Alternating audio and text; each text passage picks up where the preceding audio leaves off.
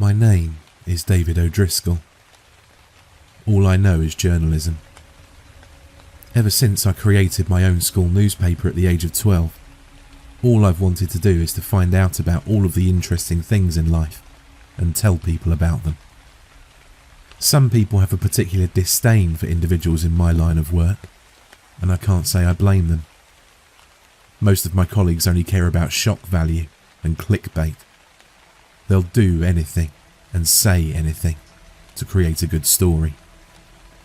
It's no wonder that journalism is a dying art. And it is an art. It's about shining a light on the humanity in a story, or uncovering the truth for all to see, not to make a quick buck. I've done a lot in my career so far to make myself proud. I've reunited distraught mothers and fathers with their long-lost children. I've uncovered corruption in local officials, and numerous other stories.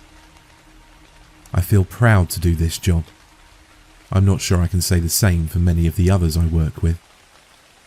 However, as my bank balance would show, these kind of stories just don't sell newspapers or drive traffic to our website in this new world. These days, the most popular stories and articles thrive on speculation and gossip. As the old saying goes, never let the truth get in the way of a good story. Unfortunately, there's not much room in this industry for someone like me anymore. Print media is a dying industry, and it's all about driving as much traffic as possible through sensationalist or shocking stories. When I spoke to my editor a few days ago, he let me know he was going to have to let some of us go soon. The paper wasn't making as much money, and he had to trim the fat, as he so delicately put it. He said that when it came to him making the decision, he had to go with the staff members who were generating the most traffic and interest. He didn't outright tell me, but I knew that I was towards the bottom of that list as it stood. I've just got a mortgage with my wife. It really isn't a good time for me to lose my job right about now. Times are tight as it is, and losing my position at the paper would be the final nail in the coffin. Luckily, we don't have any kids at the moment, but we were planning to try soon. Looks like that idea's out the window while I have this hanging over me. I haven't told my wife yet about the troubles at work. She's a nurse. She has enough stress in her life at the moment as it is. As I woke up in bed this morning, with the first ray of light pouring through the curtains, I looked over at the other side of the bed. Empty. My wife was on the night shift at the moment, and we weren't seeing too much of each other. I'd be gone by the time she got back from work, and the only quality time we had together when she was on night shift was for a few hours in the evening. We'd grab a bite to eat and watch a show or two together, but then it'd be time for me to go to bed and her to go to work. I won't lie, it was tough. But she loved her job, just as much as I love mine. I was sitting on the edge of the bed, waiting for the cobwebs of sleep to blow away like usual. It seemed to be a more common theme lately, but my mind kept revisiting the conversation I had with my boss a week or so ago. I had to find a good story. I had to. But one thing I wasn't willing to do was compromise my morals. It had to be a real story, but fascinating enough to pique the interest of the public. All the way from getting up, grabbing a cup of coffee, stepping in the shower and getting in the car. I was racking my brain for ideas. For any seasoned drivers, we all know that bizarre autopilot which takes hold when you're going through your regular commute. Quite often, I'll arrive at the office after 30 minutes of driving, with absolutely no memory of how I got there. Your body just kind of automatically performs the movements, and your brain wanders off for you to get lost in thought. It's amazing how that happens. As I was 10 minutes into the drive, something broke through the autonomy. I like to stay connected to local happenings, which makes complete sense considering my line of work. I like to know what's going on in my local area. It's nice to feel part of a community. As I was taking the same turn that I take every day, the presenter was running through the "and in other news" segment that adds some variety and levity at the end of the news. Normally, it's inconsequential things such as Mrs. Jones found her missing cat up a tree 2 miles away, or little Bobby found a coin in the yard that's worth thousands of dollars. Things that pique your interest but don't have any real depth. But this story managed to capture my attention in full. And in other news today, the radio presenter said with their buttery smooth voice. If you're still looking for a holiday destination this summer, why not a lighthouse? Only this lighthouse has a checkered past. The Surway Isle Lighthouse has been in disrepair for the past decade or two since closing. It was the scene of an unexplained disappearance for 3 lighthouse keepers in the early 1900s, presumed to have perished in a heavy storm. Since then, it's been bought and renovated into a summer home for rent. So if you'd like to stay for a week or two at a place with history and character, in solitude from your normal hectic life, why not give this a try? The lighthouse has been available for weekend and weekly stays since the start of the year. Unexplained disappearance is the phrase that caught my attention. This had all the markings of a great story.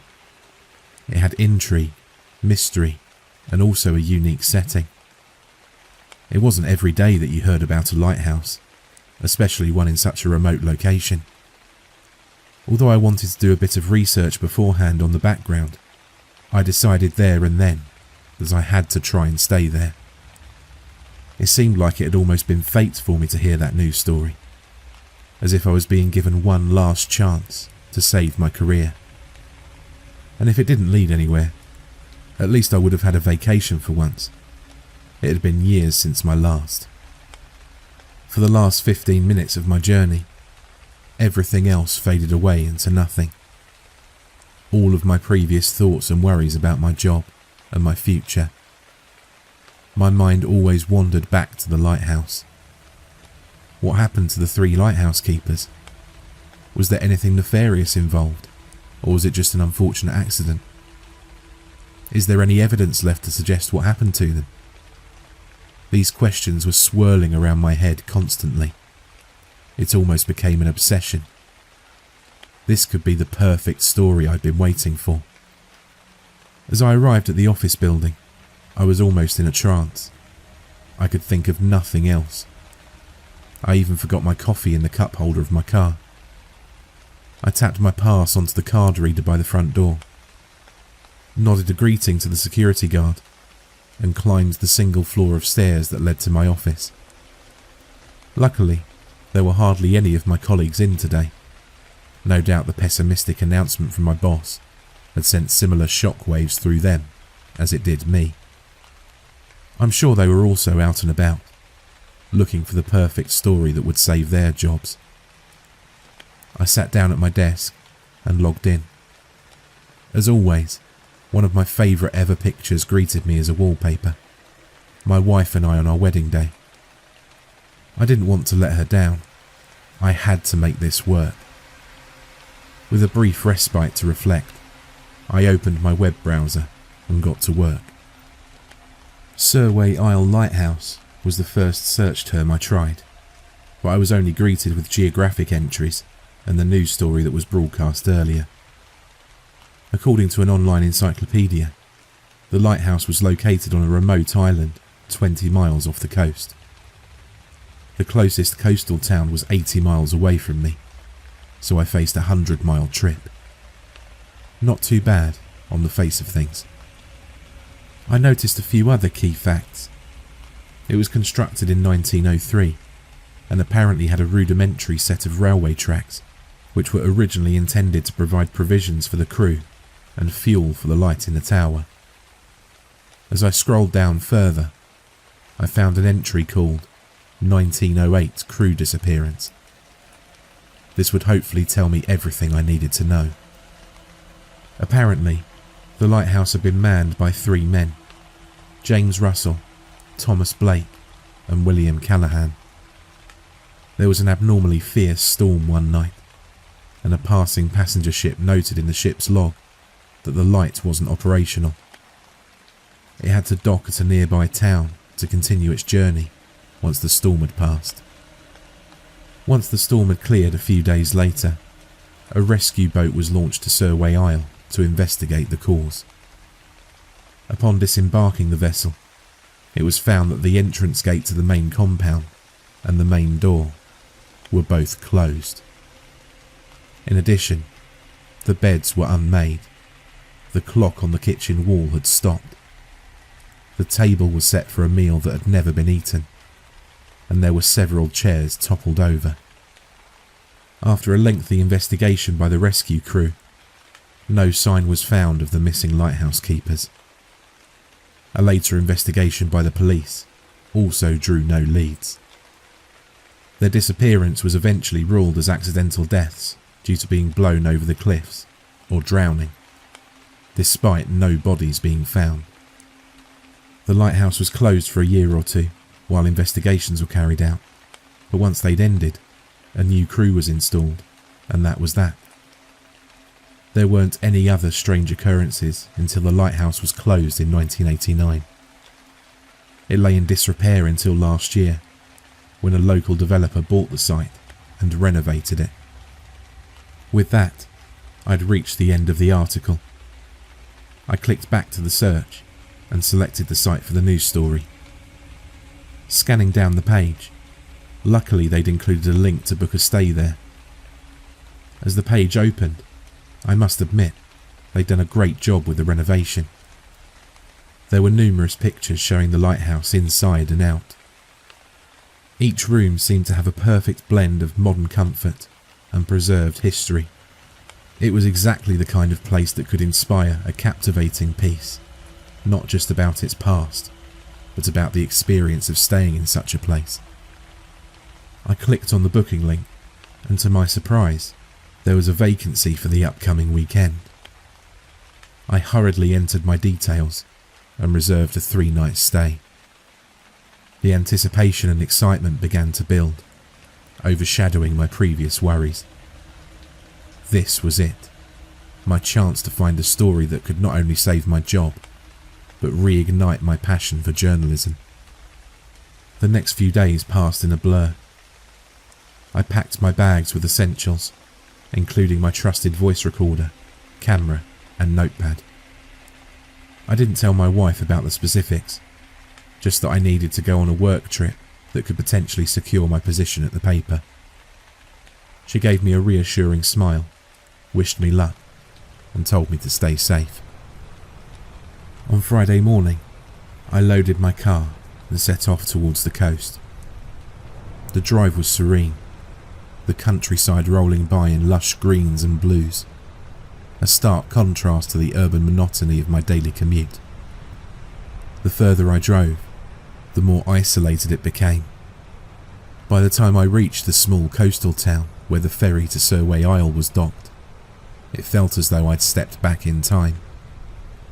I boarded the ferry, a small vessel that looked like it had seen better days. The captain, a grizzled old man named Joe, seemed amused when I told him I was headed to the lighthouse. "Not many folks go out there these days," he said, his voice rough and seasoned by the sea air. "You sure you know what you're getting into?" I smiled and nodded, though a small part of me wondered if I did. As the ferry pulled away from the dock, the town quickly receded into the distance, replaced by the endless expanse of the sea. The journey took about an hour, and as the island came into view, I felt a shiver of anticipation. The lighthouse stood tall and solitary on a cliff, its white and red stripes stark against the grey sky. Joe helped me to unload my bags and wished me good luck. "I'll be back on Monday to pick you up," he said. And with a final nod, he was gone, the ferry shrinking into the horizon. Standing alone on the dock, I looked up at the path leading to the lighthouse. The air was crisp and salty, and the only sound was the distant crashing of waves against the rocks. I hoisted my bags and began the walk up the narrow, winding trail. The closer I got, the more imposing the lighthouse appeared. It was beautifully restored, but its history seemed to linger in the air, heavy and almost palpable. I reached the main door, retrieved the key from the lockbox as instructed, and stepped inside. The interior was just as charming as the photos suggested. The walls were adorned with vintage maritime decor, and the furniture was a blend of antique and modern comforts. I spent the first hour exploring the rooms, getting a feel for the place. The kitchen was well stocked, the living room cosy, and the bedroom offered a breathtaking view of the ocean. I spent the rest of the time with the rapidly fading light, taking notes and photographs, capturing every detail. As evening approached, I made myself a simple dinner and settled in the living room with my laptop. I began drafting the outline of my article, weaving together the facts I gathered with the ambience of the place. There was something about the isolation and the history that felt almost magical, and I wanted to convey that in my writing.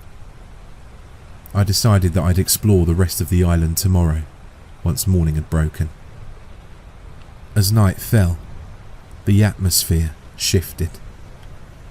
The lighthouse, which had seemed so welcoming in the daylight, now felt different somehow. The wind howled outside, and the old structure creaked and groaned.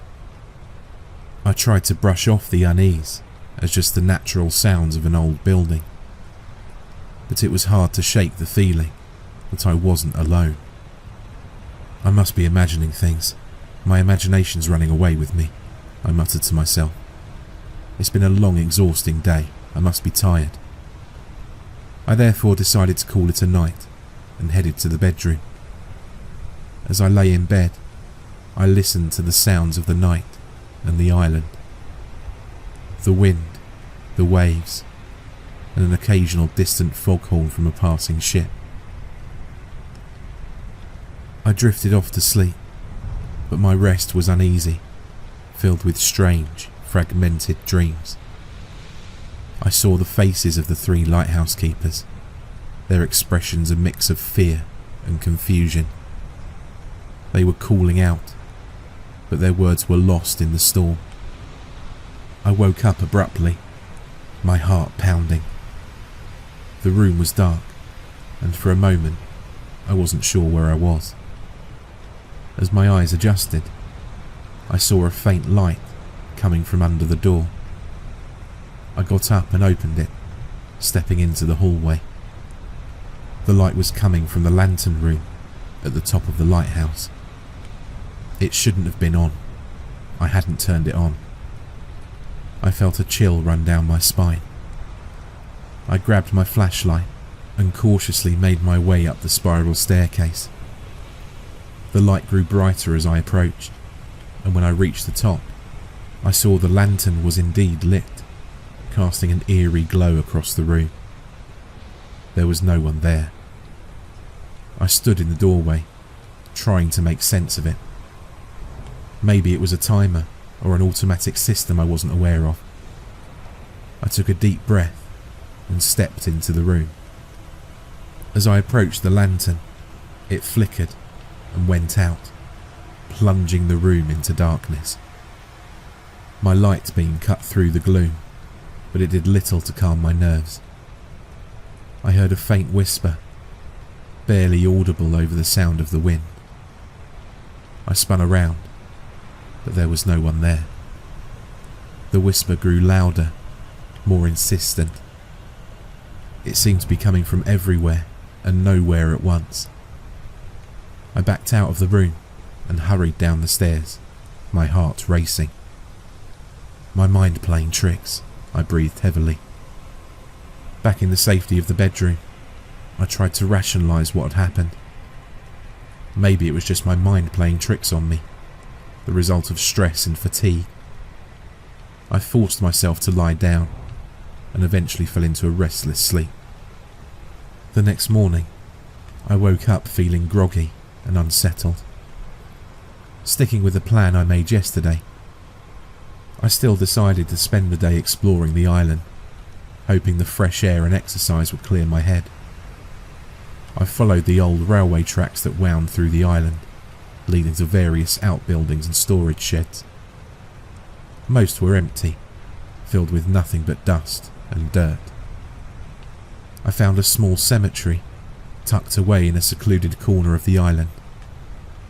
The headstones were weathered and covered in moss, but I could still make out the names: James Russell, Thomas Blake, and William Callahan, the 3 lighthouse keepers.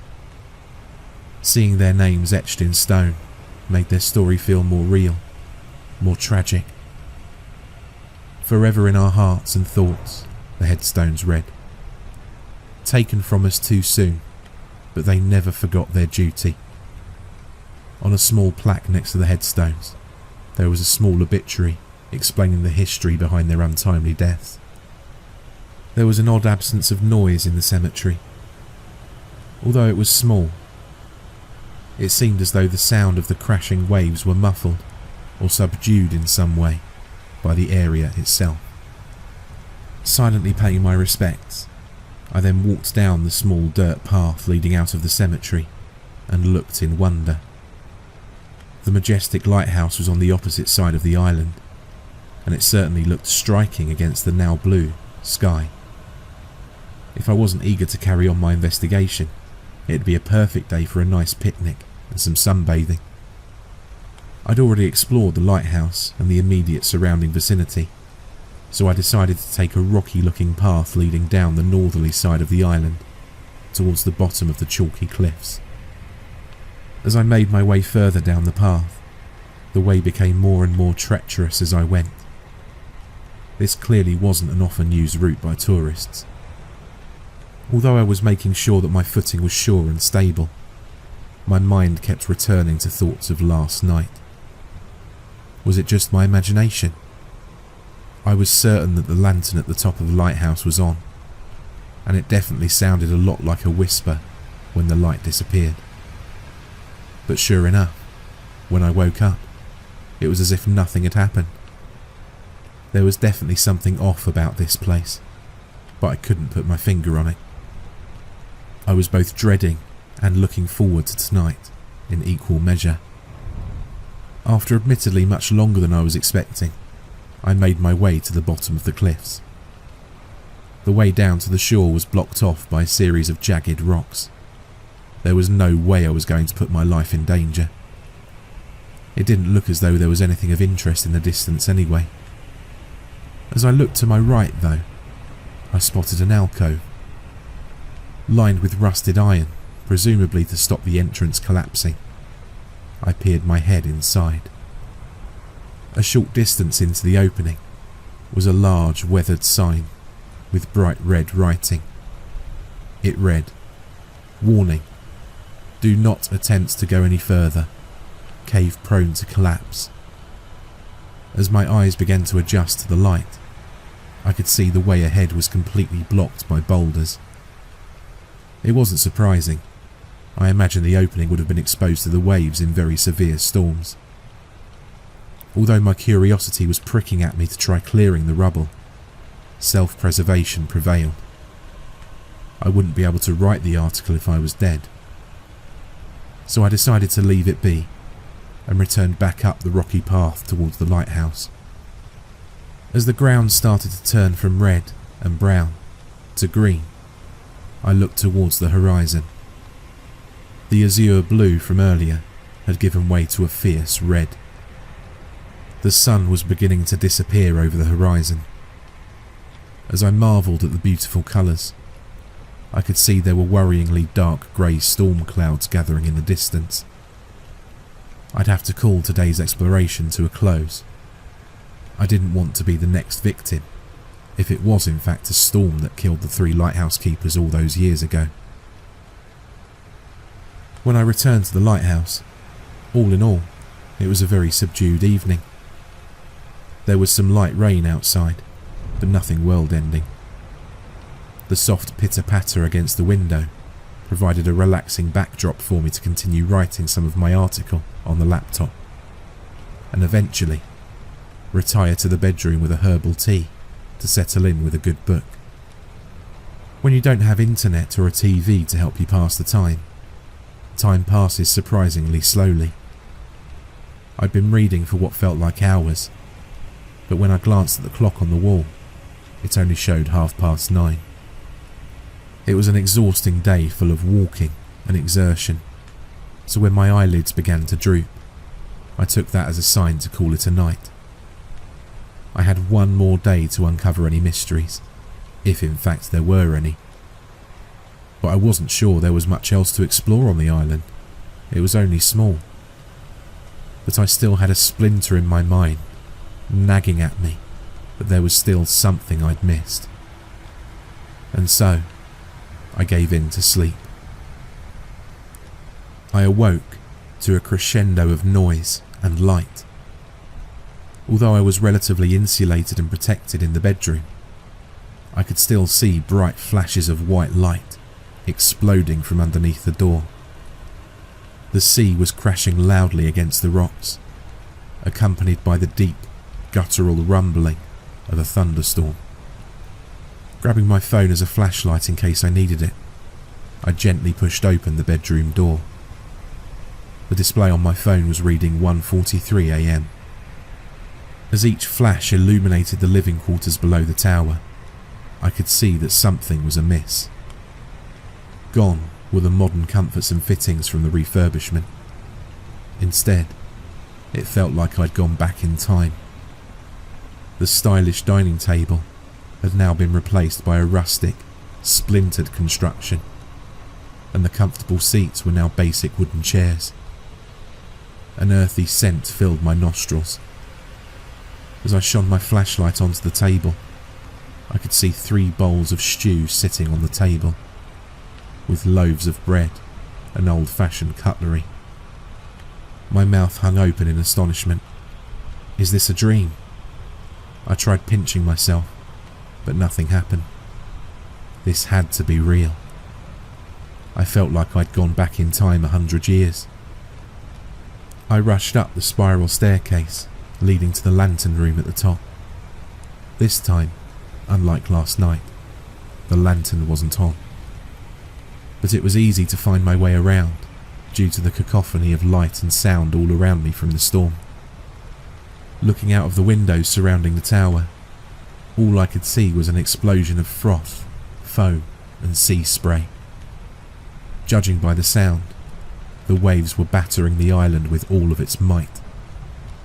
My eyes began to be drawn, however, to 3 silhouettes standing at the top of the cliff, overlooking the ocean. My breath caught in my throat as I peered closer, trying to make out more details in the fleeting light provided by the storm's violent flashes. The figures stood motionless, their forms almost blending into the rugged landscape. They seemed to be looking directly at me, though I couldn't see their faces clearly. Although I couldn't make out their facial features, with each flash of light, I could see more details. Old-fashioned oilskin coats adorned their rugged bodies, and wiry beards hung heavily from their faces. I knew in my heart that these must be the ghosts of James Russell, Thomas Blake, and William Callahan, the doomed lighthouse keepers that disappeared all those years ago. Strangely, I didn't feel scared looking at them. They exuded a profound sadness, almost melancholic. I didn't want to head outside of the lighthouse due to the ferocity of the raging storm outside, but instead I continued watching in amazement from the tower. What do they want from me? Why are they here? I whispered to myself, my voice swallowed by the storm. The figures continued to stare up at me, motionless and silent. Then, almost in unison, they raised their arms and pointed down the cliffside. Their movements were slow, deliberate, as if they were showing me the way. After a brief moment, they dropped their arms back down to their sides and began to march slowly along the cliff edge and down the path. The last I saw of them was their oilskin hats passing behind the cliff top and below. Although the pull of curiosity was almost irresistible, my brain overruled my heart. I'd be taking my life into my own hands if I was to traverse down that path in such a fierce storm. I didn't get a wink of sleep for the rest of the night. I stayed huddled at the top of the lighthouse, every minute wishing for the storm to pass and morning to break. After what seemed like an eternity, the first light of dawn began to creep over the horizon. The storm finally abated. Utterly exhausted, but driven by an insatiable curiosity, I decided to follow the path the ghosts had taken, without even having anything to eat. As I travelled back down the spiral staircase into the living quarters, everything was now back to the way it was. There was no food on the table now, nor any of the splintered furniture. In their place was the rustic yet modern fixtures and fittings from the refurbishment. I still had no idea whether last night was just a dream. I just had to find out, one way or the other.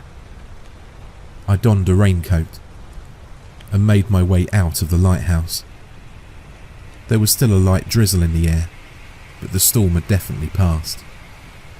I could see the sun start to break through the clouds in the distance.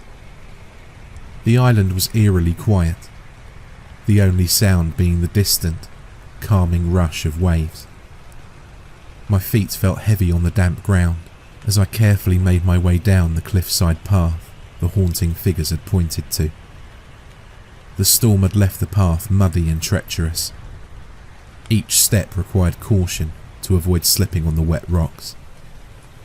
Despite the difficulty, I felt a strange sense of purpose, as if the spirits of the lighthouse keepers were guiding my steps.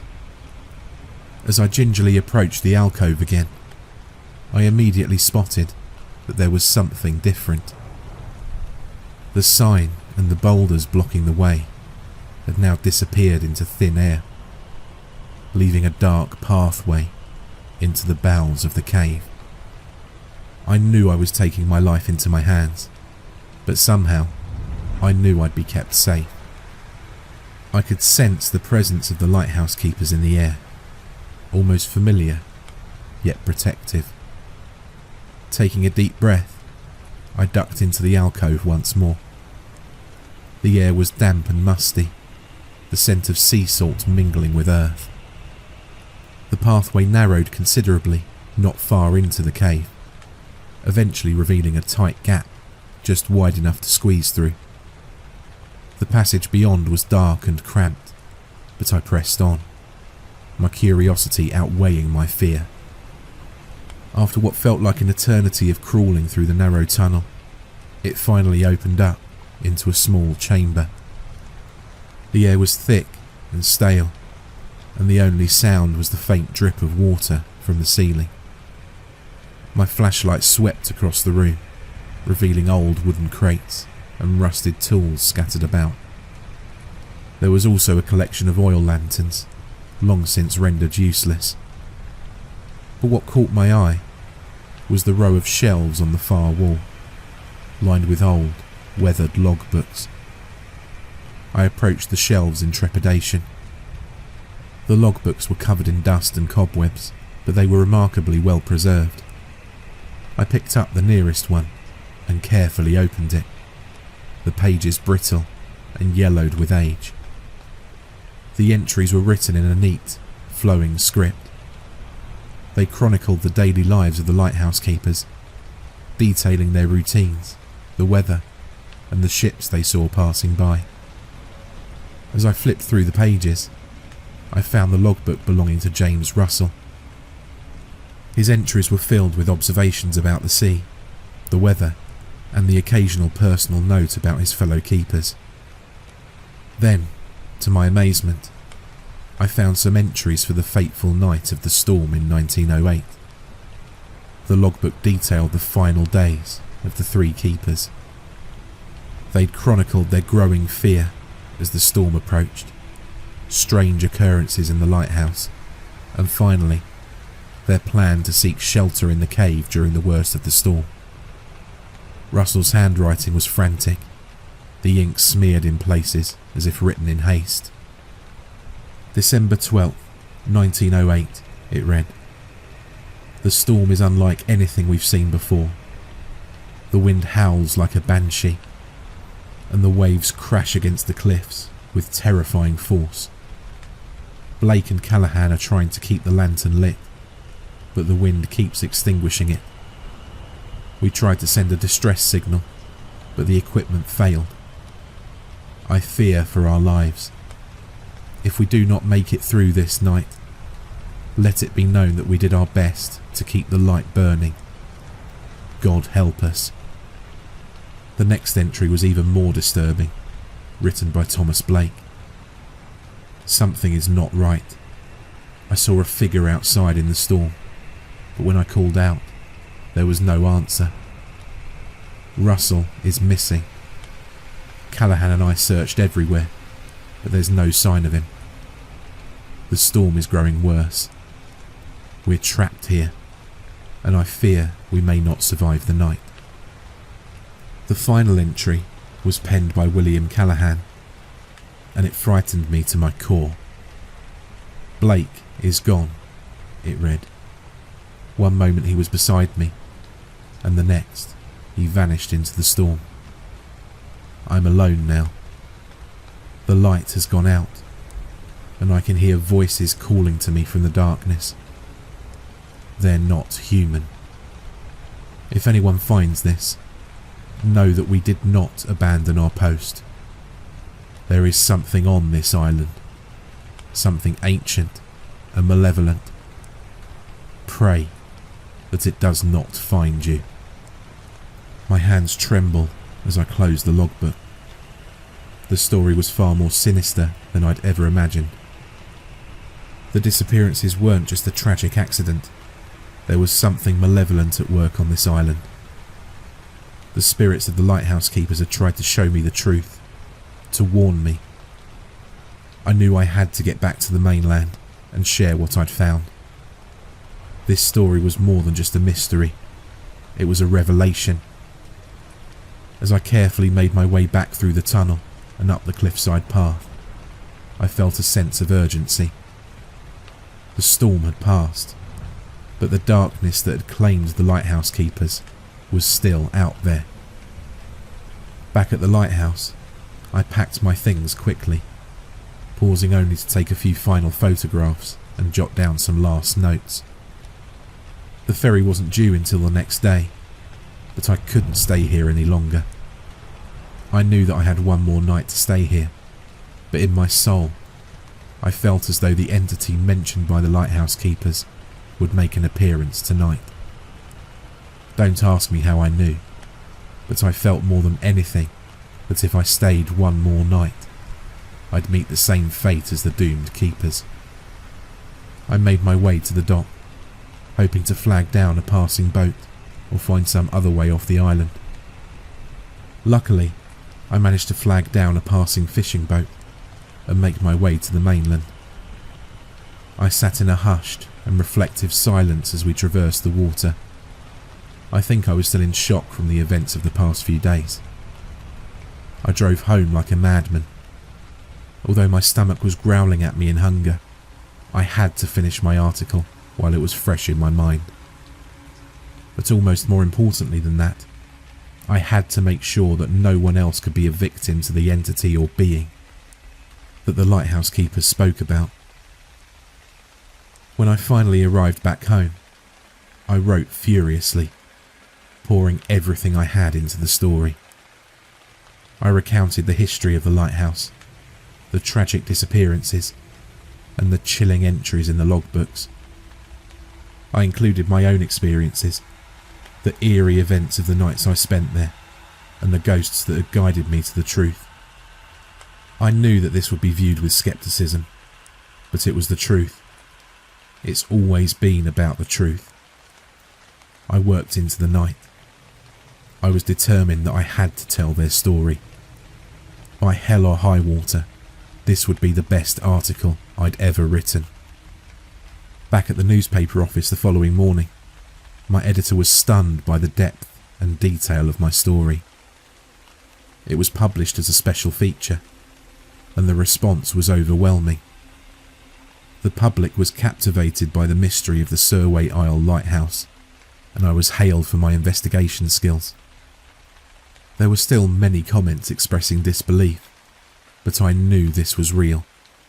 Whether they believed me or not was up to them. To ensure that their fate remained undisturbed, and to ensure that no one else was put in danger, I informed the authorities of my findings, and that the location was unsafe for anyone to stay at. Of course, though, my pleas focused on the unsafe cave and jagged rocks on the shore, rather than the entity mentioned in the lighthouse keeper's logs. Despite my pleas to the contrary, they insisted they perform an investigation of the island to corroborate my story. Thankfully, their investigation was completed without incident. Strangely though, having investigated the cave, they couldn't find any indication of the ancient logbooks that I mentioned to them. According to them, the path was blocked off by immovable boulders. However, to my relief, they condemned the area due to endangerment to human life. They ruled that the cave was prone to further collapse at any moment, and that the cliffs were unstable. All ferries and vessels were forbidden from travelling to the island from that point onwards. Much to the annoyance of the property developer, the lighthouse was also condemned and ruled as unsafe. It was therefore ruled as derelict. I'm sure the developer was given a tidy sum from their insurance, but they were no doubt cursing my name. But I didn't care. The important thing was that no one else would be put in danger. I also thanked my lucky stars that I managed to escape with my life, and I didn't meet the same fate as the lighthouse keepers. Despite the closure of the lighthouse, the story of Surway Isle continued to captivate the public's imagination. My article sparked a renewed interest in the island's history, and people from all over began to speculate about the mysteries that lay hidden within its shores.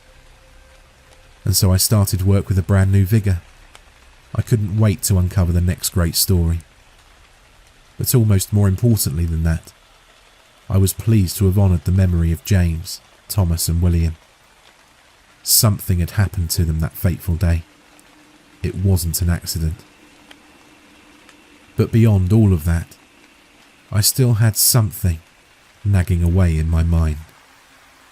I still felt that I hadn't discovered the true secret of the island, the malevolent and ancient entity mentioned by the lighthouse keepers. As I sat there, watching the number of views and comments on my story increase by the minute, I knew deep down that I would return to the mysterious island one day to finish what I'd started.